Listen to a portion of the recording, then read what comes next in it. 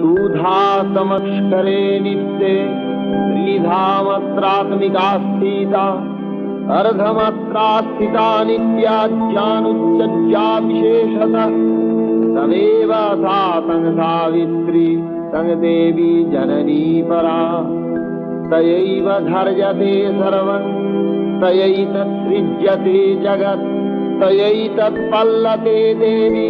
समक्ष्यन्ते च सर्वदा विसृष्टौ सृष्टिरूपातं स्थितिरूपा च पालने तथा संहृतिरूपान्ते जगतो स जगन्मये महाविद्या महामाया महामेधा महास्मृति महामहा च भवती महादेवी महासुरी